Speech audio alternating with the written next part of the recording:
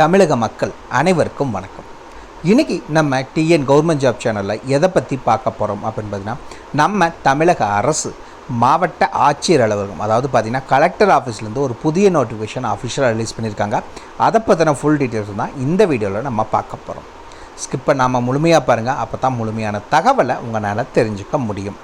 சரி, கல்வி தகுதி பொறுத்தளவுக்கு நீங்கள் மினிமம் 12th பாஸ் பண்ணியிருந்தாலும் சரி, அப்படி இல்லை நீங்கள் டிகிரி முடிச்சிருக்கீங்க அப்படின்னாலும் அப்ளை பண்ணலாம். அப்படி இல்லைன்னா மாஸ்டர் டிகிரி போஸ்ட் கிராஜுவேட் முடிச்சிருக்கீங்க அப்படின்னாலும் இந்த ரோலுக்கு நீங்கள் அப்ளை பண்ணலாம் அப்படிங்கிறத அஃபிஷியலாக அனௌன்ஸ் பண்ணியிருக்காங்க. இந்த வேலைவாய்ப்பை பொறுத்த வரைக்கும் நீங்கள் எந்த ஒரு தேர்வோ அல்லது தேர்வுக்கான கட்டணம், நோ எக்ஸாம் நோ ஃபீஸ் தான். முழுக்க ஆட்களை நேர்காணல், அதாவது இன்டர்வியூ மட்டும்தான் வைக்கிறாங்க செலெக்ஷன் ப்ராசஸில். அந்த இன்டர்வியூ முடித்ததுக்கப்புறம் டாக்குமெண்ட் வெரிஃபிகேஷன் நடக்கும். அந்த டாக்குமெண்ட் வெரிஃபிகேஷன் முடித்ததுக்கப்புறம் உங்களுக்கான வேலைவாய்ப்பை வழங்கிடுவாங்க. சம்பளத்தை பொறுத்த வரைக்கும் உங்களுக்கு 11,000லேருந்து 28,000 வரைக்கும். ஏன்னா ஒவ்வொரு வேலைவாய்ப்புக்கும் ஒவ்வொரு சம்பளம், அதனால் அதிகபட்சமாக ஆரம்ப சம்பளம்னு பார்த்திங்கன்னா உங்களுக்கு 28,000 வரைக்கும் உங்களுக்கான சம்பளம் கொடுக்குறதா சொல்லியிருக்காங்க. இந்த வேலை வாய்ப்புக்கு நீங்கள் தபால் மூலியமாவோ இல்லை நேரிலையோ எப்படி வேணாலும் கொண்டு போய் சப்மிட் பண்ணிக்கலாம், உங்கள் ஆப்ஷன் தான். அப்படி நீங்கள் விண்ணப்பிக்கிறதுக்கு கடைசி தேதி 25/10/2024 நீங்கள் அப்ளை பண்ணிக்கணும். சாயந்தரம் 5:45 மணிக்குள்ளே இருக்கணும், அவங்க கையில் கிடைக்கணும். அதுக்கு மேலே வர அப்ளிகேஷன் ஃபார்ம் அக்செப்ட் பண்ண மாட்டாங்க, ரிஜெக்ட் பண்ணிடுவாங்க. ஸோ அதுக்கு முன்னாடி நீங்கள் எவ்வளோ சீக்கிரம் அவங்க கையில் கிடைக்கிற மாதிரி அப்ளை பண்ணுறீங்களோ அப்ளை பண்ணிக்கோங்க.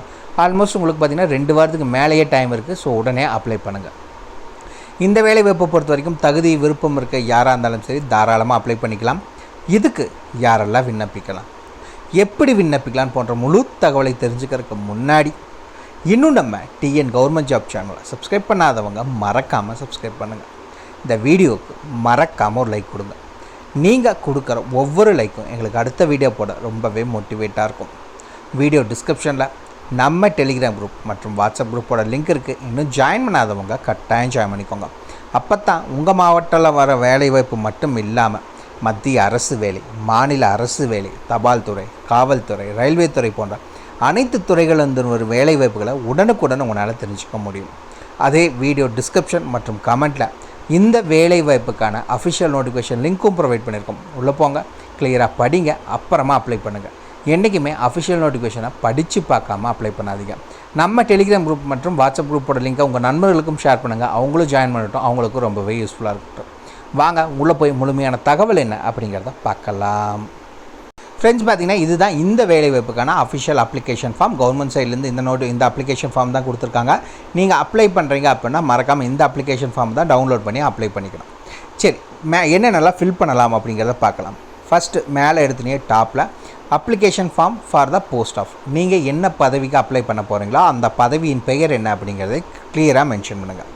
அதே இதில் கீழே இந்த இடத்துல பார்த்தீங்கன்னா ரீசன்ட் பாஸ்போர்ட் சைஸ் ஃபோட்டோகிராஃப் அப்ளிகண்ட்டோடதை இங்கே ஃபிக்ஸ் பண்ணணும் அப்படின்னு சொல்லியிருக்காங்க. உங்களுடைய பாஸ்போர்ட் சைஸ் ஃபோட்டோவை இந்த இடத்துல மறக்காமல் ஒட்டிக்கோங்க. இந்த இடத்துல உங்களுடைய பெயர் கேபிட்டல் லெட்டரில் மட்டும்தான் நீங்கள் மென்ஷன் பண்ணணும், ஸ்மால் லெட்டரில் மென்ஷன் பண்ணிடாதீங்க. இரண்டாவது, name of the father or spouse, உங்களுடைய அப்பா பேர் மென்ஷன் பண்ணுங்கள். அப்படி கல்யாணமான பெண்களாக இருந்தால் மட்டும் நீங்கள் கணவர் பேரை மென்ஷன் பண்ணுங்கள். மிச்சம் இருக்க ஆண் பெண் இருபாலரும் உங்களுடைய அப்பா பேர் என்ன அப்படிங்கிறத மென்ஷன் பண்ணிக்கோங்க. மூணாவது, பிறந்த தேதி டேட் ஆஃப் பர்த் அப்படிங்கிறத மென்ஷன் பண்ணுங்கள். நீங்கள் எந்த வருஷம் எந்த மாதம் எந்த நாள் பிறந்தீங்க அப்படிங்கிறத மென்ஷன் பண்ணிக்கோங்க. அண்ட் தென் ஜெண்டர், பாலினம் என்ன, ஆண் பெண் எதுவோ அது என்ன அப்படிங்கிறத மென்ஷன் பண்ணணும்.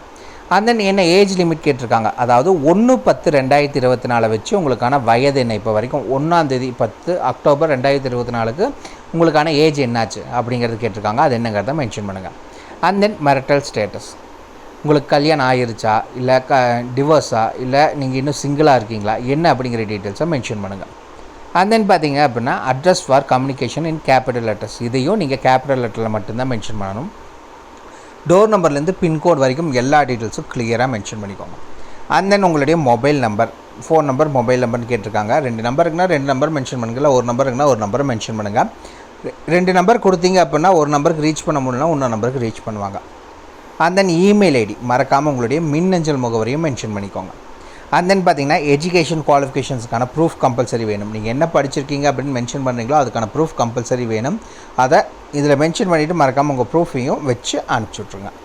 அண்ட் தென் பார்த்தீங்கன்னா அடிஷ்னல் குவாலிஃபிகேஷன்ஸ் இஃப் எனி, உங்களுக்கு ஏதாவது நீங்கள் எக்ஸ்ட்ரா கரிக்குலராக வேறு ஏதாவது படிச்சிருக்கீங்க அப்படின்னா, மேபி நீங்கள் டைப் ரைட்டிங் லோவர் ஹையர் அந்த மாதிரி, இல்லை சர்டிஃபிகேட் கோர்ஸ் பார்த்திங்கன்னா கம்ப்யூட்டர் அந்த மாதிரி ஏதாவது நீங்கள் முடிச்சிருக்கீங்க அப்படின்னா இருந்துச்சுன்னா மென்ஷன் பண்ணுங்கள். அவங்க கட்டாயமாக எங்களுக்கு அது தேவை அப்படிங்கிறதெல்லாம் கொடுக்கல. இருந்துச்சுன்னா மென்ஷன் பண்ணுங்கள், இல்லாட்டி விட்டுருங்க.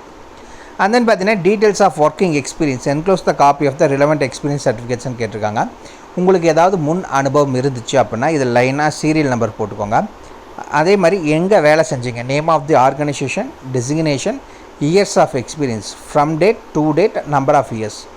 இந்த இடத்துல நீங்கள் எங்கே மேபி வேலை செஞ்சுருந்தீங்கன்னா அந்த கம்பெனியோட பேர், இந்த இடத்துல மறக்காமல் என்ன பதவியில் இருந்தீங்களோ அதோட பேர், எப்போ ஜாயின் பண்ணியிருக்கீங்க, எப்போ ரிலீவ் ஆனீங்க, எத்தனை வருஷமாக வேலை செய்கிறீங்க. இதே மாதிரி நீங்கள் எத்தனை கம்பெனியில் வேலை செஞ்சுருந்தாலும் சரி எல்லா டீட்டெயில்ஸும் போட்டு இந்த இடத்துல total number of years and months, நீங்கள் எத்தனை வருஷம் உங்களுக்கு எக்ஸ்பீரியன்ஸ் முன் அனுபவம் இருக்குது அப்படிங்கிற டீட்டெயில்ஸை மென்ஷன் பண்ணுங்கள்.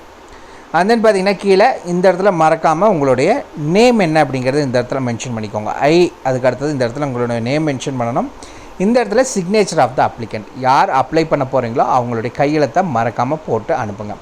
அவ்வளோதான் official application form. Video description மற்றும் கமெண்டில் லிங்க் கொடுத்துருக்கோம். உள்ளே போனீங்கன்னா நீங்கள் இதை டவுன்லோட் பண்ணி பிரிண்ட் அவுட் எடுத்து இது கூட என்னென்ன டாக்குமெண்ட்ஸ் எல்லாம் வச்சு அனுப்பணும் அப்படின்னு பார்த்தீங்கன்னா எஜுகேஷன் சர்டிஃபிகேட், எக்ஸ்பீரியன்ஸ் ப்ரூஃப் இருந்துச்சுன்னா address proof, ID proof, date of birth proof, community certificate, இது எல்லாத்தையுமே ஒன்றா வச்சு நீங்கள் அனுப்பணும். ஒன்று டேரெக்டாக கொண்டு போய் கொடுத்தாலும் சரி, இல்லை தபால் மூலிமா அனுப்பிச்சாலும் சரி, அது உங்கள் ஆப்ஷன் தான்.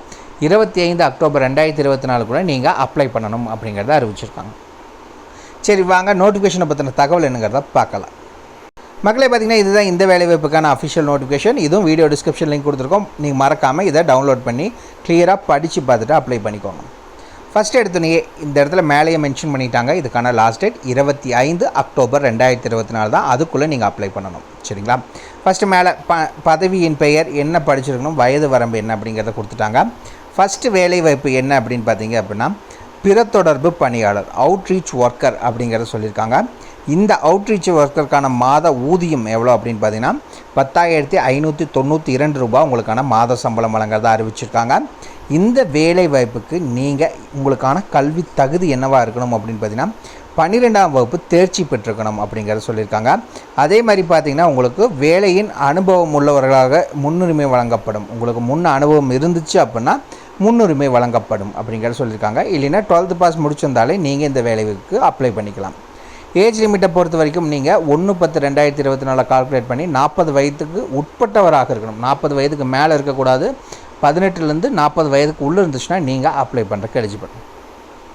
இரண்டாவது என்ன வேலை வாய்ப்பு சொல்லியிருக்காங்க அப்படின்னு பார்த்தீங்கன்னா பாதுகாப்பு அலுவலர், நிறுவனம் சாரான்னு சொல்லியிருக்காங்க. பாதுகாப்பு அலுவலர் அப்படின்னா ப்ரொடெக்ஷன் ஆஃபீஸருக்கான வேலை வாய்ப்பு.